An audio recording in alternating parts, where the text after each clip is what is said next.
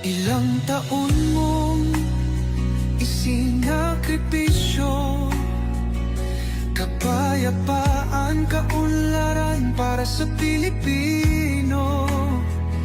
Ngunit ngayon'y dinadala sa dayuhan, parang wala nang saysay ang paglaban.